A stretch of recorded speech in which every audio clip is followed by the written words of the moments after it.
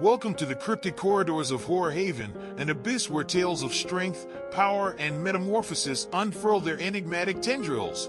I am your guide through the shadows, and today's unfolding tale is no mere chronicle. It is an odyssey of potency, a pilgrimage from obscurity to prowess that we, as kindred spirits, are prepared to undertake. In this labyrinthine episode, we'll plunge into a saga that transcends the banal, a tale of endurance and ascent. We will traverse the intricate webs of overcoming tribulations, turning anguish into ascent, and reclaiming sagas that once languished in the realm of unspoken tales. Before we embark on this odyssey, if you haven't already become a resident of our cryptic commune, please consider subscribing and becoming part of our community of survivors, advocates, and storytellers. Ring the elusive notification bell to ensure you are never lost as an exhilarating saga of conquest unfolds. Now let's traverse the transformative cosmos of Horror Haven. Grab a metaphorical luminary, for today we shine a light on stories that insist on being heard. This is not just a visual odyssey, it's a beckoning, an entreaty to converge with a movement of resilience, anticipation, and dominance. The curtain rises, let the chronicle begin. In the obscure embrace of a dimly lit bar, amidst the hushed symphony of conversation and clinking glasses, our destinies collided. Imagine him, perched on a bar stool, shrouded in a mystery beyond his years, exuding an undeniable allure. Those eyes, a mixture of charm and curiosity, beckoned, compelling me to defy my instincts and strike up a conversation. Time warped as we plunged into an abyss of discourse, navigating the realms of everything and nothing. A cosmic connection materialized, making the bar our celestial cocoon, impervious to the mundane realities outside. Clad in sartorial elegance, his laughter echoed, infectious and intoxicating. It was an incredible stroke of luck. His genuine interest in me became the gravitational force of our microcosm. But as the nocturnal tapestry unfolded, subtle negativities crept in. Persistent attempts to inundate me with libations, an eagerness to lure me away from the crowded bar to the serenity of solitude, hence brushed aside like cobwebs. Intuition flickered, but the enchantment of the night and its magnetic presence clouded rationality.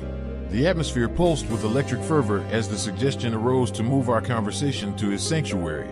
A cocktail of excitement and hesitation coursed through my veins. His charm, an intoxicating elixir, subdued the lingering doubts. I consented, oblivious to the cautionary whispers within. Leaving the bar, the city, with its subdued light, enveloped us in an illusion of intimacy. We traversed the labyrinth of streets, words and laughter echoing in the night air. A moment, both organic and scripted, led us into its domain. Inside, anticipation hung thick, intertwined with the tendrils of possibility. Drinks flowed, the room swirled with prospects, and requests to explore the house led me into the abyss of the unknown. Discomfort brewed, but reluctance to disturb the enchantment trumped reason. Then a descent into darkness. Awakening in solitude on unfamiliar roads, disorientation and terror gripped me. A relentless pain pulsed through my head and nausea washed over me like a tidal wave. Panic set in as the fragments of the night refused to come together. Stumbling, the journey of the night eluding me, the world turned into a surreal tapestry. A passerby spotted me, dazed and confused, and called the authorities. They revealed a grim truth, drugged and violated, a survivor marked by an indelible stain on my soul. He disappeared into the shadows, his identity shrouded in mystery. The once serene bar now echoed with the haunting remnants of that ominous night. The aftermath, an agonizing grappling with trauma, a survivor navigating the labyrinth of darkness veiled by the beguiling facade of a stranger. In the aftermath that unfolded, I found myself resembling a fractured mirage of who I once was. Daylight, once a source of comfort, now felt abrasive, casting accusatory glares. Every shadow took on an ominous aura, turning the once familiar world into a dangerous expanse. The police investigation stretched on endlessly, a relentless merry-go-round of questioning and scrutiny. They meticulously sifted through the remnants of my memories, desperately searching for any shred of evidence that might reveal the mysterious assailant. Sleep became an estranged companion, displaced by restless nights plagued by nightmares that incessantly replayed the malevolent events. As the investigation progressed, I found myself reliving the moments leading up to that fateful night. The ominous clues that I had dismissed now stared back at me like glaring warning signs that I chose to ignore. His insistence on those extra drinks, the eagerness to isolate me, the subtle urgency in his voice, the pieces fitted together like a grotesque jigsaw puzzle, revealing a predator adept at disguising himself as a friendly companion. I resolved to reclaim my agency, to transform myself from victim to survivor. Therapy became a vital lifeline, a safe space to unravel the webs of fear and vulnerability. The counselor assured me that healing was a labyrinthine journey that required patience and self-compassion. But the lingering question remained like a phantom: who was he? The police had no leads, and the anonymous tormentor roamed free.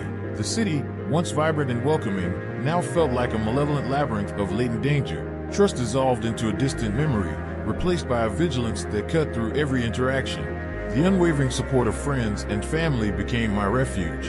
Their unwavering love was a refuge in the storm, a reminder that I was not alone. Yet the fear of the unknown remained, a shadow clinging to the periphery of my newfound strength. Months passed and the investigation reached a stalemate. The elusive predators seemed to have vanished into the shadows of the city, leaving behind a trail of shattered lives. The scars, both visible and hidden, were testament to a night that had robbed me of more than just my sense of security. Yet through the abyss, a glimmer of resilience emerged. I refused to be trapped by the horror of that night. I began to share my story, not as a victim, but as a survivor, to encourage others to break their silence. The process was cathartic, a reclaiming of the narrative that had been taken from me. And so the scars were transformed into emblems of survival, proof that even in the face of unspeakable darkness, the human spirit can persevere. The odyssey was far from complete, but with each step forward I recovered a fragment of myself lost in the labyrinth of that night. The city may echo eternally with the resonance of my trauma, but I stubbornly refused to let it cast a permanent shadow over my spirit. As the fragments of my existence slowly came together, the resonance of that particular night echoed incessantly with every step I took. Scars, both internal and external, etched a tale of perseverance and recovery. The world, once an intricate maze fraught with danger, tentatively embraced a semblance of routine. Yet the lingering questions about him persisted, like a spectral presence refusing to dissipate. The police investigation had reached a dead end, and the void of resolution gnawed at the core of my being. Was he still lurking in the shadows, ready to pounce on another unsuspecting victim?